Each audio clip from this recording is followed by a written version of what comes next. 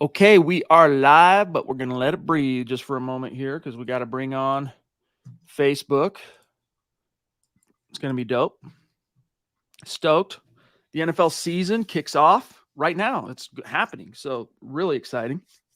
And we are good. So, welcome in, everybody. It's the Mile High Huddle podcast. I'm your host, Chad Jensen. With me, my fellow football priest. You know him, you love him, Zack Kelberman. Zack, how does it feel to know? I mean, it's kind of a bummer that this is the way it goes for us on our Thursday shows at the beginning of every season that we have to stream while the first NFL game that counts is kicking off. But how does it feel, bro? We're here.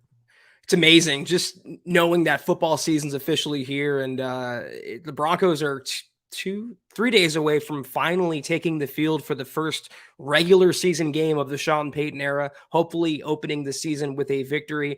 My favorite time of year, Chad. I am a happy boy. Yeah, and tonight, of course, it's the Lions, pardon me, and the Chiefs, Lions at Chiefs. So we'll see if any kneecaps, Zack, get bitten tonight by the Dan Campbell crew. Go Lions. But first things first, let's get to some Broncos talk because tonight we might keep it a little bit short just because don't know how many people in our audience might be wanting to watch the game and whatnot, which we understand. It is a singular Thursday night episode of the Mile High Huddle podcast. So let's get to it. First things first. What's the latest with Jeudy? Because before this week started, Zack, the general assumption based on what we were hearing from the team was that probably expect him to miss week 1. There's a shot at week 2. Week 3 is the one we're circling, and yet he's practicing. So what's the latest? Yeah, as you said, he's practicing, albeit on a limited basis, but he is on the field running routes and looking pretty unencumbered while doing so. According to the assembled media on hand, Jeudy actually had press availability today and said that his hamstring is feeling really good, pretty good. It's not up to him whether he'll play, but he said his return is expected sooner rather than later. And every move the Broncos made in the last few weeks has indicated it's not a severe injury, from chopping down the receiver room to 4 receivers on the 53 to not putting Jeudy on injured reserve, even cutting a receiver from the practice squad. It's looking like a game time decision for Jeudy on Sunday. And if he can't go, I fully expect him back 100% by week 2, which is pretty remarkable, Chad. If you remember, he's 14 days, 2 weeks exactly removed from the injury. And the report at the time said he was going to be out for several weeks. Yeah. So I got to give another shout out to the Broncos strength and conditioning department. Look at what Javonte Williams did in his comeback from knee surgery, and now Jeudy from that hammy. I think there's better physicians in the building now. It does feel good. And I mean, dude, when he went down, getting carted off, everyone was like, at first, a few people close we're talking to, like, it's not looking good. This might be a season ender. Like, so dodged a bullet on that. Hey, Troy, what's up, bro? Good to see you. Thank you for jumping in early with the super. And we got your jersey on the way. He decided, I'll let him share when the time comes what jersey he opted for as the fair and square August winner of the Super Chat jersey giveaway. Raffle. Thank you for the super chat, bro. Troy says, hey guys, can't watch until later. Have a great show. Kind of hope Jeudy doesn't play to be cautious like the Chiefs are being with Kelsey. You know, I'm kind of like of the mindset, Zack, that if the player says I'm good and the doctors reasonably concur, play him. That's why you're paying him. Play him. You know, these games, they do count now. So, you know, you need as many of your horses as possible. I understand, you know, hey, hold on to him for the long run. If there's a big question, then of course sit him. But like if he says he's good, the doctors are reasonably on the same page, play him because the Broncos need to start fast, Zack. Yeah, Troy, I get your point, although no 2 injuries are the same. Travis Kelce has a hyperextended knee, and from what I understand, he was fortunate to walk away with just that. Jeudy has a hamstring. They're different ages, different positions. So it's, you know, apples and oranges to an extent. But I feel like, Chad, I agree with you, though. It's the first game of the season. I feel like Denver can take down Vegas even without Jeudy. So if he's not fully 100, if there's any even 0.1% of doubt, I would sit him this week and have him come back week 2 fully healthy and ready to go. The last thing I would want is a re-aggravation of that hammy, and hammies are known for re-aggravations. David McElrath, the Papa Bear in the house. What's going on, big dog? Great to see you. Hope you and your family are doing well. He's saying good evening to everybody. And it's football season. Hashtag 12-5, Buckham times 3 with a B, MHH for life, and Bronx for life. So good to see you tonight, David. And we're fixing to find out, as Gary Kubiak would say, about that 12-5. So prayers up on that to the football gods. Sam Bam, what's good, bro? Thank you. Jumping in 3 super chats before we even went live. This is how, I mean, again, you guys are legendary. We love you. We appreciate you. Sam Bam, especially you, big dog, all of you. He says, hi, Chad, Zach, Scott, and Broncos country. Football is back tonight, and the Broncos 11-6 playoff season begins on Sunday. Go Broncos. So out of 3 supers to open tonight, Zach, 2 are including predictions. 11 wins, 12 wins. How you feeling about that? I mean, tell me why it can't happen. It's not like the predictions, including Sam's, are saying 17-0 or 15-2. Tell me why, if they stay healthy and Russell Wilson takes a step or 2 forward under Sean Payton, why on paper they're a very, very talented team, offense, defense, special teams, the coaching staff. If things break correctly for Denver, and they haven't had that luck in quite some time, I could absolutely see them cracking double digits, 10 wins, 11 wins, maybe in a best case scenario, 12 wins. It's not out of the realm of possibility at all. I agree. Albert, what's going on? Hello, right back at you, big dog, to the Mile High Dutchie, as he is known. Give our best to your awesome wife, Michelle. We got the Ronk checking in. What's up, Mike? Great to see you tonight. I also see where to go. There we go. The Duchess jumping in from the top rope. Michaela Bomb. It is indeed a hashtag Michaela Bomb. Thank you so much, my friend. Happy kickoff day right back at you. I also sent you a message the other day. I'm not sure. I guess I need to double check before I say, hey, have you seen my message? But yeah, I don't think you've seen it. Check it out on Twitter. Check it out, Michaela. Love you. Appreciate you. I mean, we're very, very fortunate. We're a very fortunate duo of podcast hosts. Yeah. Extremely fortunate, extremely blessed, and it's people and generosity like yours, Michaela, that make it all worthwhile. And I want to count. There's no way to do it, Chad, but I wish we can go back and tally up how many times we've told Michaela and everybody else how grateful we are, and each and every time it comes from our heart. It's totally genuine, and we appreciate you more than you know. Absolutely. Thank you, Michaela. So good to see you tonight. Check your Twitter, my friend. Okay, I want to just say a couple of hellos real quick, Zach. John Libick in the house on Facebook. Great to see you. Pearl, hey, what's going on? Hope you're doing well. Claude jumping in with some stars on Facebook to say it feels like Christmas. Go Broncos. Yes, it does. The long awaited time, the long wait is nearly over. I mean, the football season starts today. Kickoff, they're going live right now. It's, what are they, a couple of minutes in, or no, 0-0, second 5, KC on the KC 36.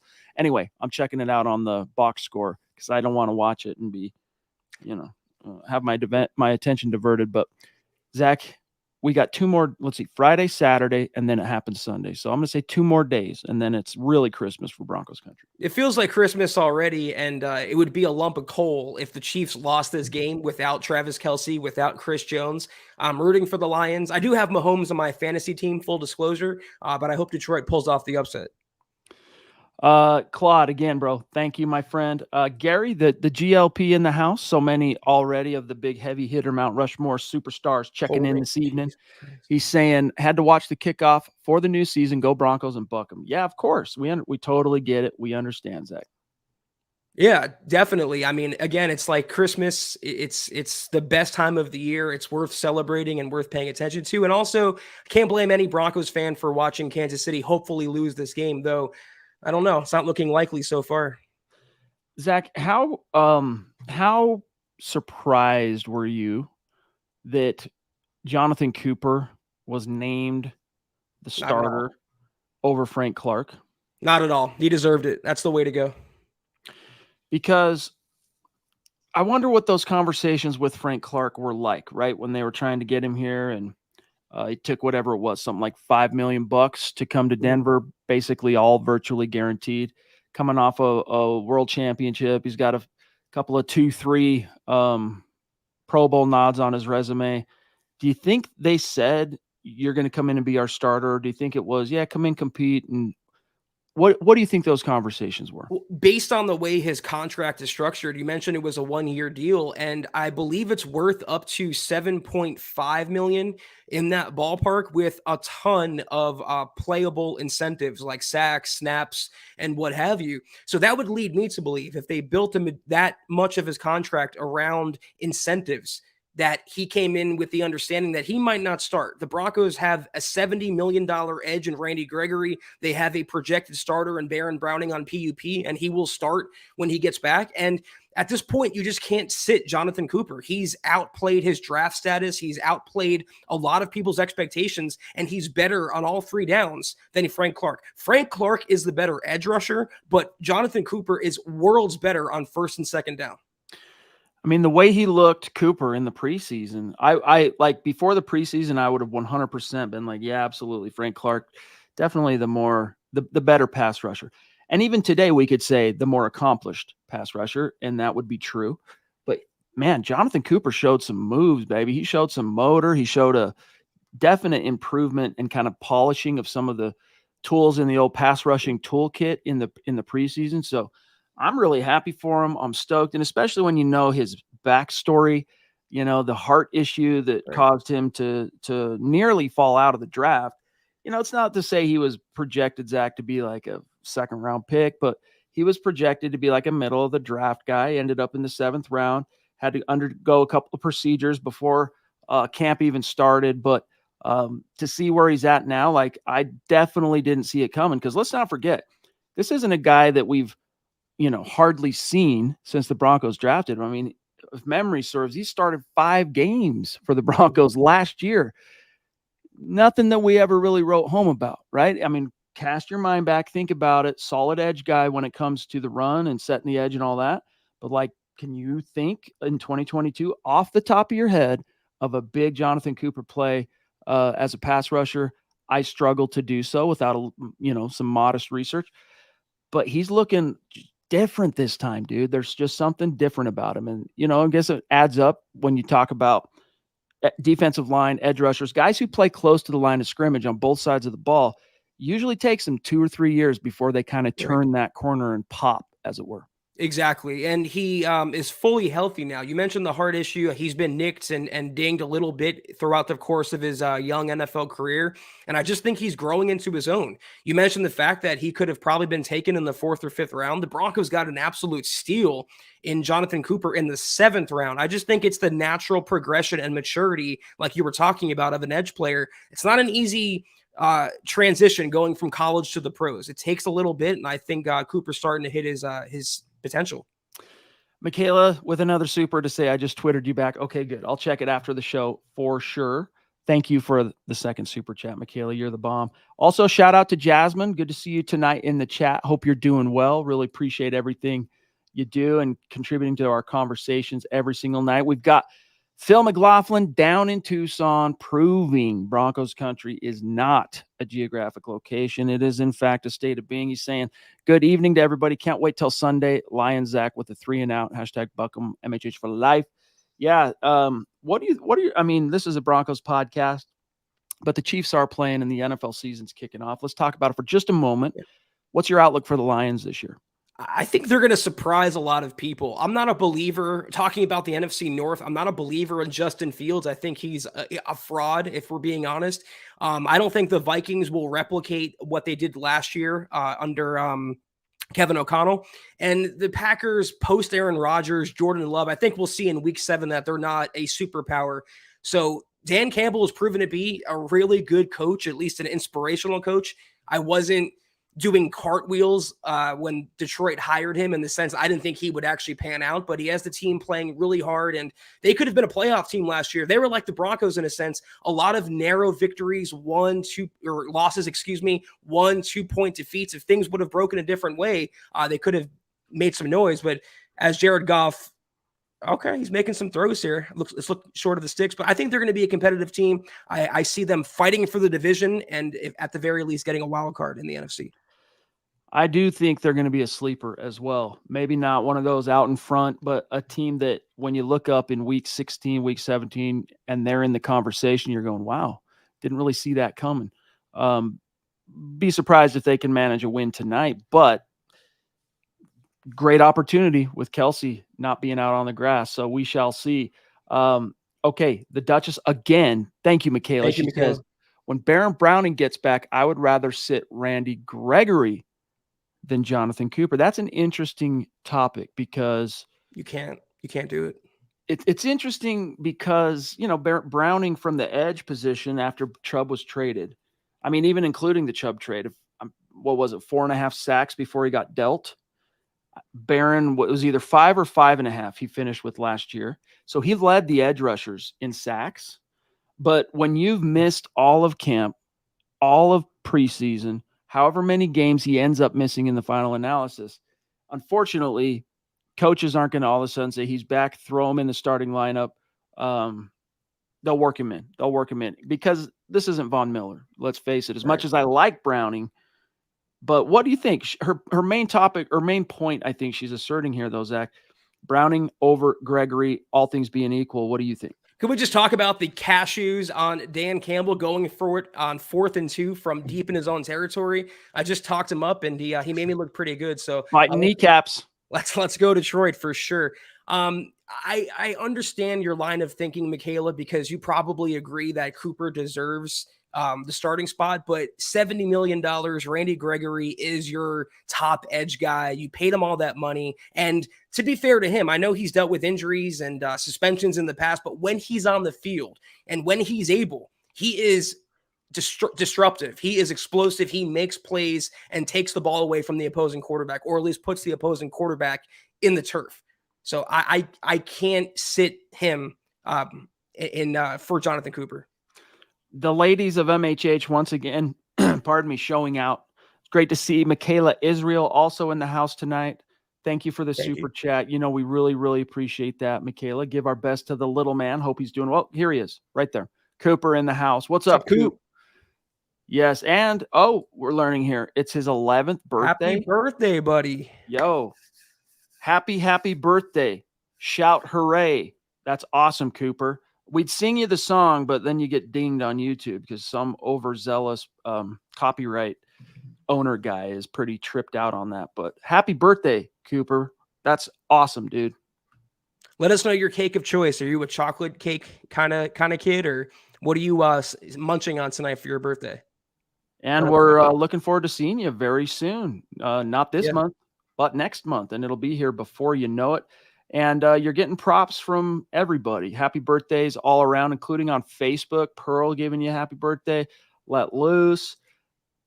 The Duchess. We got Dylan. We got William giving you some happy birthdays. So enjoy your day, little man. And look, Phil over on Facebook too. So, and he's saying, Cooper, thank you. Awesome, dude. Even the Ronk chipping in on that. So very, very cool. Okay. Let me rewind here to this topic real quick. And then we're going to get to some Broncos-Raiders. Joe Burrow. Ronk, thank you for reminding us of this. Now the highest paid quarterback in the NFL. He got, Zach, reached an agreement on a 5-year, $275 million contract that includes $219 million guaranteed. And that, according to ESPN, makes him the highest paid player in NFL history. Your reaction? I'm a big Joey Burr fan. I think he deserves every penny that's coming to him. The culture of the Bengals changed the moment he walked through the door. He's taken them to a Super Bowl. And I think he's no doubt the second best quarterback in the league behind Patrick Mahomes. Although with every new deal, from a Broncos perspective, it makes the Russel Wilson deal a little more palatable. $245 million versus $255 for Burrow? 275. 275. Yeah. So that's a big discrepancy, 30 million. What was Russ's total guarantees, Chad, again? Well, let's just Google it real quick. Russell Wilson contract. It didn't top 2. I know that. So, all right, 7 years. I don't want to open up Spot Rack. Let me find Russell Wilson. I guess I'll just open it up, dude. Dadgummit. It always bogs down my browser. 124 million fully guaranteed at signing, 165 overall. So overall is still a far cry from the 219 that Burrow got. Golly, man, if you can find a way to become an elite quarterback in the league, sure does pay well. But yeah, well deserved. Joe Burrow, great story. His whole rise through the college ranks and winning the Natty, becoming a high draft pick, to suffering the ACL, to leading the Bengals to a Super Bowl. Like, that dude is going places, and the Bengals were obviously well within their wits to get him extended, keep him happy, keep that culture flowing the direction that you want it to go. Okay, Zach, I want to talk about Broncos-Raiders here, because again, we'll probably keep tonight a little bit shorter than we might usual. But Albert brings up a key here. If the Broncos play a run-heavy scheme and can keep Josh Jacobs and Davante Adams in check, this will be a big win over the Raiders. Sean Payton should be able to out-scheme Josh McDaniels. So his keys: run the ball and stop Josh Jacobs and Davante Adams. What say you? I agree, Albert. Obviously, those are two amazing players. And even VJ talked about them in his press conference today that said, if you can't stop them, you're not going to win the game. But I think the bigger priority over Adams I agree with you on Jacobs 1000%. Adams, though, he'll be locked on with PS2, and I think PS2 is going to get some of his revenge from the performances last year. I would swap him out for Max Crosby. I think he's a much bigger game wrecker. He's a much bigger threat to the Broncos' chances on Sunday, and he just goes off against them every single time they play. And it's not like the Broncos O-line looked all fine and dandy in the preseason. They had major protection issues at times. So yes, stop Josh Jacobs, but you also have to limit or stop or contain Max Crosby at all costs. Dude, it's ridiculous how productive Jacobs. I mean, I guess we'll include the trio. What's that? Touchdown Detroit. I'm happy. Okay, there we go. When you include Davante Adams, who, I mean, not every catch he had against the Broncos last year, and his two matchups were against Surtain, obviously. It wasn't one of those matchups where Evero just said, hey, you're shadowing Adams wherever he goes. If he was on his side of the field and his route was within his realm of assignment responsibility, then he covered him. But Davante Adams had over 100 yards receiving in both games against the Broncos, and he scored twice in the second matchup. Meanwhile, we all know Jacobs has been anyway, the Bronco killer. The Raiders have not lost with Jacobs in the lineup to the Broncos. And then, of course, Max Crosby. I liked the phrase that Luke Patterson spit in his 3 keys to victory today. One of his keys being max protect against Crosby, because that dude is just a wrecker. So you got to have a plan for all 3 of those guys. It will be interesting, Zach, knowing that, Evero was more of a zone guy. Like, he kind of follows in more ways than one the Vic Fangio defensive philosophies. But VJ is much more of a Wade Phillips kind of guy in that, hey, let's play man coverage. Let's throw numbers at the quarterback and trust our man coverage guys to hold up for 2.5 to 3 seconds. So it wouldn't shock me. I'm not saying this is what's going to happen. It wouldn't shock me if we were to see PS2 in more of a Aqib Talib versus Jimmy Graham situation back in the day, Patriots Saints, where he just shadowed him and shut him down. Wouldn't surprise me. Oh, your mic's out, dude. Sorry about that. It was muted. I also think the Raiders took a step back at quarterback, going from Derek Carr to Jimmy Garoppolo. Derek Carr was criminally underrated around the NFL, especially in Broncos country. He's a damn good signal caller. I'm not a big Jimmy G guy. I also think the Broncos will put more pressure on the quarterback and get to the quarterback faster, which would limit some of the big plays that Davante Adams could make. It all, to me, starts in the trenches in this game. You got to shut down Josh Jacobs on defense, and you have to protect against Max Crosby on offense. And you gotta, look, Crosby's savvy enough that I'm not trusting, even though I just spent a ton of money on Mike McGlinchey, I'm not just going, okay, we got that handled. I'm throwing some numbers at Crosby too. Like I'm harassing him all game long. When it comes time for passing plays, like I'm mixing it up, running backs chipping him, tight ends chipping him, whatever, running right at him in the running game. Like I'm basically saying, we're coming at you, Mr. Superstar. Stop us.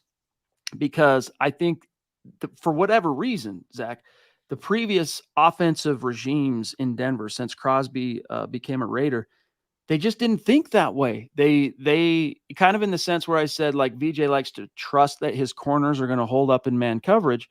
The previous staff, even in the face, Zach, of evidence to the contrary, doggedly went to war against Crosby with the assumption that their right tackle is going to hold up.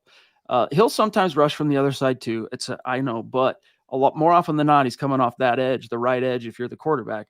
I just don't think you can make that same mistake. And I really would be shocked if Payton does. That's not to say there won't be times McGlinchey's not on an island with him. Of course, that's going to happen. But man, chip this dude, wear him down, attrition, slow him down. That's all you really have to do with a guy like him. My concern, though, if he's on McGlinchey, I mean, McGlinchey is coming back from that knee sprain. He might be a little rusty or whatever. And then Garrett Bowles, if they move Crosby to the other side, Bowles was terrible in pass pro the first 2 preseason games, especially the first one. So I'm with Luke. I'm with you. I'm with the consensus in Broncos country that says, I don't care if you double team him, triple team him, chip block, max protect. You got to find a way to limit his disruption on the Broncos offense. It can't just be the same old, same old. Like, I hate using this cliche above all cliches, but one of the definitions of insanity, continuing to do the same thing over and over, expecting different results, whatever it is, I hate that. But still, if you continue to do what you've always done, Zach, you're going to continue to get what you've always got. And I think Sean Payton is a smart enough tactician and savvy enough thinker to recognize that. So he'll have some tricks up his sleeve for Mr. Crosby, but you got to stop Jacobs too, dude. Like, so it'll be interesting because I'm with you. Like Jimmy G, if he goes anywhere after New England, besides with a few exceptions, like if he goes to Tennessee, if he goes to Houston, if he got traded, but he landed in San Francisco. If he's not with Kyle Shanahan, I seriously doubt he would have even had the success that he had. In other words, I attribute the majority of what success Jimmy G has had since he left New England to his coaching environment. I'm not sure he has that. Now, look, we can all hate Josh McDaniels, and justifiably so. But at the same time, you got to give the dude some credit in terms of he has always been a well-respected offensive mind. Sean Payton gave him some props.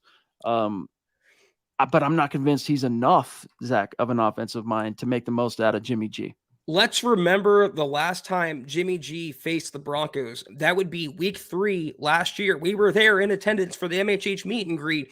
In that game, which the Broncos won by 1 point miraculously in the Nathaniel Hackett era, Jimmy G threw a safety and a pick 6 on the same play. If you recall, it was a pick 6 to Bradley Chubb that was blown dead by a safety. I am not worried about Jimmy G at all. You stop Jacobs and you contain Max Crosby, you give yourself a really, really good chance of winning this game.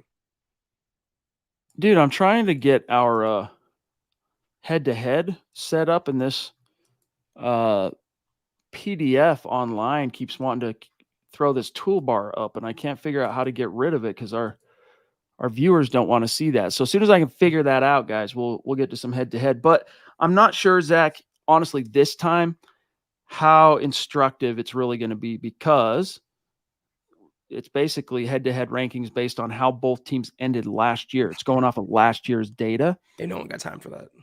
I'm not sure how much that really helps us this time around. I mean, it is tradition to do that on Thursdays on our show when the season's going, but I don't know how much it really helps us. And it is the same coach, though, in Vegas, although it's a different quarterback. There is maybe perhaps some utility to it. I don't know.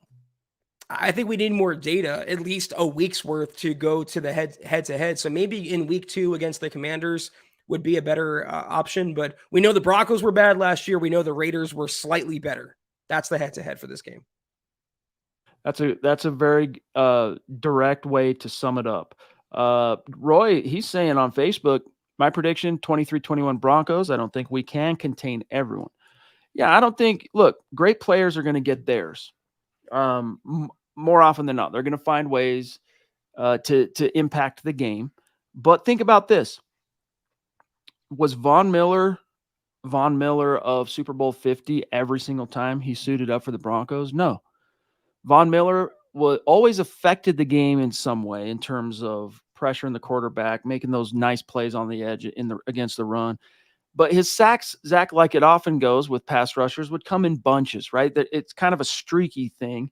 And then guys, kind of get into the zone, and then maybe it's not so streaky. It's not beyond the pale to say, hey, this time Crosby doesn't eat. Shut him down. It's not beyond the pale to say, listen, this time Jacobs does not go off for 125 rush yards plus. Shut him down. And you know what? Adams isn't going for 100 and a touchdown either, because we have a different approach this time, even if it means doing something that, for whatever reason, Zach, coaches across the league, they don't really like to do this. I don't know if it's a pride thing with them saying, no, my scheme takes precedent over the individual talent and ability of a player. But I'm telling you, VJ, if you know what's good for you, just say, hey, look, PS2, see that number 17 on the other team? That's the guy you follow every play, and roll your coverage and your corners accordingly. Yeah, I mean, you'll have Justin Simmons healthy. You'll have Caden Stearns healthy. I mean, in terms of guarding against the pass, I feel like PS2 is up for the challenge, and that Broncos secondary is as well. But you make a good point. You're not going to completely eliminate Josh Jacobs from the game. I mean, he's going to get some yards, but there's a difference between him getting 60 yards and him going off for 150 yards. You're not going to completely shut out Max Crosby, but there's a difference between him getting 1 sack or 1 pressure versus 3 sacks and 5 pressures. You got to do your best to limit their damage on every play for all 60 minutes. You do that, I really feel good about the Broncos odds. All right, let's do it. Listen, I can't blow it up any larger than this. Zach, I'm off the screen, so tell me if this improves, okay? Yeah. I'm worried about this little toolbar that pops up at the bottom if it gets too big. So far, so good, right? It's a little small. Keep going. All right, one more without the toolbar. Stay away, toolbar. There it is at the bottom now. Oh, and it's going away. All right, one more. I'm going to try one more. It really won't get bigger than that, unfortunately. So, guys, we'll just go ahead and read some of this to you, all right? You might not be able to, without your bifocals on, you might not be able to read some of this stuff. But, Zach, in the interest of consistency, let's just say, I'm going to go over a couple of the key things to measure here between the Broncos, who finished 5-12 last year, and the Raiders, who finished 6-11. So first things first, really quick, on offense, pardon me, the Broncos finished the season as literally the worst scoring offense in the NFL, 16.9 points per game. Meanwhile, Zach, the Raiders, 23.2 points per game, which kept them just barely, believe it or not, even as a 6-win team, just barely out of the top 10. They were ranked 12th. All right. They had, however, 17 picks. They were 28th in interceptions, 4 fumbles lost, which was actually tied for, or actually not tied. 4 fumbles lost for the Raiders was best in the league for what it's worth. But total giveaways, they had 21, which ranked them 8th because of how good they were in the fumble department. Meanwhile, Broncos were 26th in total giveaways. Sacks allowed, get this, Broncos 32nd, Zach, in the NFL. Shocker. And the Raiders managed to stay top 10 because Derek Carr really savvy about getting the ball out on time. So how do you think you can project any of this information into week 1? I don't think it matters, and I hate to be so blunt. I know the head-to-head is our Thursday thing, and it's exciting for some, but last season's last season, and this season's this season. The Broncos will not have that much red on that offensive side. I don't think the Raiders will have that much green on their offensive side. I can tell, though, that the Raiders' defense will be objectively as bad as they were last season. So that's an advantage for the Broncos offense. But Again, it comes down to three things. It's stopping Max Crosby, stopping Josh Jacobs, and to me, more so than stopping Devontae Adams, is not hurting yourself, not beating yourself. No pre-snap penalties, no turnovers, no silly mistakes. Just play clean, disciplined, inspired football for 60 minutes. By the way, how wild is it that Crosby finished as the Raiders' leading tackler, dude, as a defensive end? That shocks me, dude. That goes to show you the Raiders were absolutely horrible on defense. Look at all that red. Remember, green signifies a top 10 finish. Black is in the middle. Red signifies bottom 10. All right. All but one statistic defensively, the Raiders were bottom 10. So this is a situation where I think as much as Sean Payton, Zach, might respect, or at least, go through the motions of saying he respects Josh McDaniels, he's licking his chops at the prospect of going after this defense. Like if you're Sean Payton and you say, let me draw up the ideal opponent for my first game in a new city with a new quarterback and new supporting cast, could you have asked for a better defensive target opponent, whatever, than the Raiders? I'm not sure that you could. So like, hey, in other words, as long as you have a plan for Crosby, the world's your oyster, Sean Payton. I'm going to speak for Sean Payton. I don't think he regards Josh McDaniels in the same light as Nathaniel Hackett, which is completely incompetent, though I don't think he thinks he's, Bill Walsh incarnate either. I think Sean Payton knows that he has the better team. He is the better coach, and the schemes he has in place will benefit Denver's chances of victory. I can't recall, Chad, Nathaniel Hackett putting such an emphasis on taking, as the Kansas City scores a touchdown to tie the game up, to put an emphasis on shutting down Josh Jacobs and being aware of how impactful Max Crosby's been. The fact that Sean Payton said earlier this week that their game plan is centered around stopping them, in other words, is encouraging because, like you said, they've tried for years to combat those two players, and they're 0-6 to show for it. Let me just read this real quick. By the way, George, thank you, buddy. Good to see you tonight. He says, it's now football season. I think Denver wins this one by 9 points. I think we go 10-7 this season. Denver Broncos for life, MHH for life. Awesome, dude. Thank you for checking in, George. Very, very good to see you, my friend. Pardon me. Mark McDonald also on Facebook jumping in. He said, good evening, fellas. I'm late to the party tonight, but wanted to show some love. Go Broncos and buck them. Thank you, bro. So good to see you. Really, really appreciate you, Mark. Zach, for what it's worth, let me just clear the air on this. Here's what Sean Payton said about Josh McDaniels. And before I read this, remember, Sean Payton has already talked multiple times about how much time he spent in New Orleans, he and his staff, picking apart and studying what Bill Belichick and the Patriots were doing.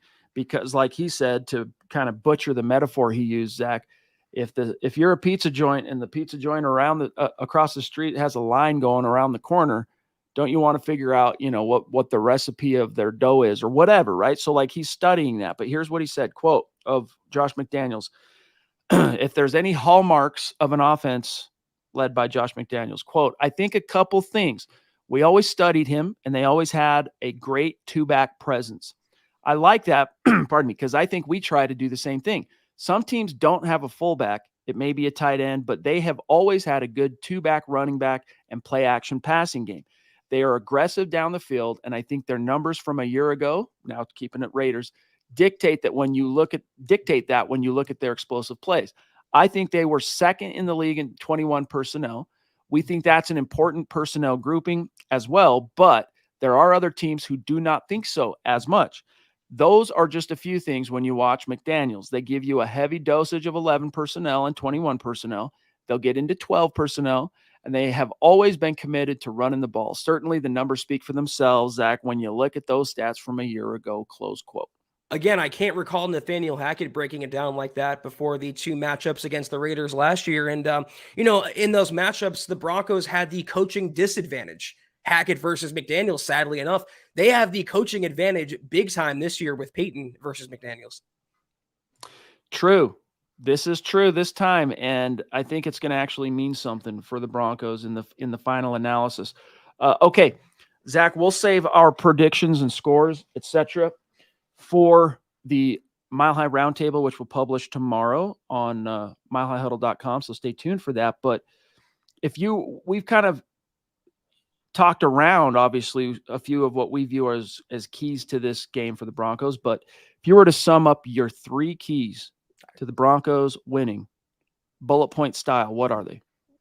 I've said it ad nauseum. I'll say it one more time before the game on Sunday. Stop Max Crosby, stop Josh Jacobs, and don't beat yourself. If you do those 3 things, you will win pretty handily, in my opinion. Well said. I mean, my keys fall within those same basic 3 tenets. So we're sharing a brain. Mike, appreciate you, big dog. We're at 40 minutes, guys. So tonight, like I said at the top of the show, we're going to keep it relatively pithy this evening with the game going on. So this is your last call. Burning topics, get it in the chat. Thank you again, Mike. We really love and appreciate you, big dog. But Zach, I wanted to, last thing, get your take on the Sean Payton quote that lit the internet on fire from a couple days ago. I think it was from Tuesday, and then here we are Thursday, where he basically said, and you have the article for us, Russ needs to stop effing, basically trying to run for office, right? Like trying to kiss the babies and run for office and whatnot. What was your interpretation of that? Not only in terms of like what he was trying to communicate to Russ, your reaction obviously too, but was that on purpose that he allowed that to come out now? Like was it just kind of loosey-goosey, like his comment about Nathaniel Hackett on the doorstep at training camp, or do you think there was some Bill Parcells football psychology involved in these remarks? I don't know, because the ESPN author who wrote the piece, Seth Wickersham, said he spent a lot of time with Sean Payton this summer. So I would presume that he got with Sean at the beginning of training camp. So this quote could be a couple months old. I don't think it was Sean Payton's decision for the story to come out now. I think that was strategic on the part of ESPN and Wickersham. It's another quote that's blown out of proportion because it's the Broncos and because it's about Russell Wilson. Sean Payton told you who he was publicly. In fact, I put it in the story. I mean, it's in the press conference quotes that we get, Chad. He says, I'm a little sarcastic. That's how I mesh with the guys, and I kind of ride them and create pressure during the week. That way, when Sundays roll around or game days roll around, they don't feel as much pressure. I looked at the quote as him saying, focus on football, Russ. Nothing more. You need to eat, sleep, breathe, and crap football 24/7. Don't worry about your public image. Don't worry about social media. Don't worry about your brand. Just worry about the Broncos and worry about football. That's what he needed to hear, and that's what he wanted to hear, because we all forget the one quote that Sean Payton gave out too, or the narrative. When he was hired by Denver, he asked Russell Wilson, can I coach you hard? And Russell Wilson said, yeah, I want that. I prefer that. I need that. He was humbled last year, and for good reason. And if I'm Russ, I'm not getting mad over Sean Payton saying this. No, I agree with you. The timing of it was editorially chosen. Let's just put it that way. This isn't something that Sean Payton told the ESPN author Monday night and it published Tuesday. Right. This was purposefully chosen to come out when it did. And I can promise you, Sean Payton has not only said this to Russell Wilson face to face, but he's probably been a heck of a lot more direct, more in depth on the subject, 100%. And probably a little bit more vulgar in the use of his language, because that's kind of who Sean Payton is. And I don't say that as any kind of criticism. That's just the kind of guy he is. But also Russ needed to hear that, and he needed to hear it like as soon as possible. So to me, again, interesting story, makes for a nice meme to share around social media. But at the end of the day, it's a dated comment, and it's not anything Russell Wilson, Zach, hasn't already heard in person from the coach. It's not like he's hearing this for the first time through a third party via the media. That's not what this was. And just like the Nathaniel Hackett quote or anything that Sean Payton has said since becoming Broncos coach, if they go out there and win Sunday, it becomes immaterial. It becomes irrelevant. And no one will remember that. As long as the Broncos win, then Sean Payton can say what he wants and treat Russell Wilson the way he wants to treat him. It is Sean Payton's team, and he's made Russell Wilson correctly just one of the 53. He's one of the guys. No bells, no whistles, no perks, no preferential treatment. You are a football player for this team, and we're counting on you, and you better go out and deliver. On the subject of, the Payton Hackett thing, I want to close tonight's podcast by quoting Bill Barnwell of ESPN, who said, quote, "There's a possibility that Hackett to Payton for the Broncos will go down as the biggest upgrade by any team in any meaningful role this offseason." Bill Barnwell, ESPN. So we're going to start seeing the true fruits of the Sean Payton investment. The returns begin on Sunday. So when next Zach and I talk to you, we're going to know what's what. We're going to be here for the gut reaction to Broncos-Raiders, and absolutely can't wait. It's going to be so fun. You notice, though, that quote did not go viral? Now, why is that? Why didn't what Barnwell said, blow up Twitter or X or whatever, like what Wickersham wrote? That's because positive doesn't sell. No one cares about good things said about the Broncos. It's all about piling on with the negative. And to that, I say a hearty buck 'em. That's right, baby. Mike, dude, I hope you understand how much we love and appreciate it. He's saying 26 straight weeks sending on Facebook. And that served as a good reminder because, we didn't have Mr. Producer for about half of tonight's show. And so I spaced this, but we had the raffle on Facebook to announce tonight. And here's your winner. Winner for the August jersey giveaway on Facebook. Winner chicken dinner. It's none other than the Ronk. So go figure, dude. Go figure. And that was a good reminder for me to go, oh gosh, the giveaway, Mike. So you want a jersey again, bro. I don't know how many it's been. Is this 3? Is it? I think it's 3, right? Because I remember Outwater. There's one other one. I'm pretty sure. Correct me if I'm wrong on that, but you're the winner. So you know the drill by now, bro. Get us your deets. Figure out what jersey you want. We'll get it coming your way, big dog. So with that said, Zach, shall we mosey on out of here? Congratulations, Ronk. Very well deserved, and we appreciate each and everything you do on every single podcast, 7 days a week, not only here, but on social media as well. But that was a tremendous and very fast, as usual, episode of the MHH podcast. If you're not doing so, please follow us on Twitter or X at the MHH pod. You can follow the main account at Mile High Huddle, Chad at Chad and Jensen, myself at Kelberman NFL, and Scott, our producer, at Scout Kennedy. If you guys want some merch, Buckham merch, anything Broncos related for the 2023 season, get it now, mhhmerch.com. If you're not following us or giving us a like on Facebook, make sure you amend that at facebook.com/Mile High Huddle Pod. And if you want to, if you're on Instagram, give us a follow at mile_high_huddle. Also, please, as always, guys, as you know by now, if you're on Apple Podcasts, make sure you're leaving your football priest a 5-star review for a chance to win some of that merch like the Ronk each and every single month. But if anything, as you see ticking below you, or you hear me saying now, subscribe, like, and share this video and every video you see on the MHH channel. It really helps us grow and reach more Broncos fans just like you.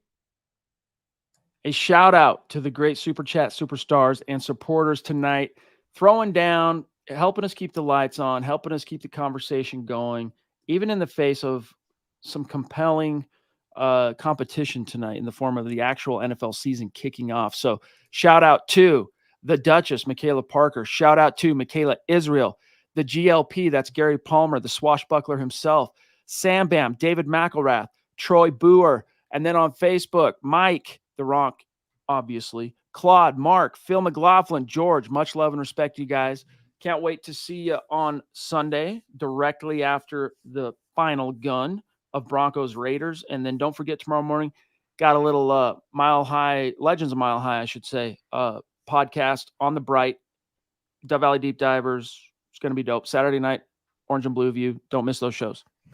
If I could just get on my soapbox for a second, you know what I can't stand, Chad? The fact that Kansas City is the new England, in the sense that when teams play them, teams just crap their pants and just drop the ball and commit mistakes. They just fumble Detroit, and Kansas City recovered. But hopefully Detroit pulls out this victory. More importantly, though, 3 days from now, we have the Broncos season opener against Vegas, in which, not to give anything away, I think the Broncos will emerge victorious, but we will see you then immediately after the game. Have a great start to your weekend. Take care. And as always, go Broncos.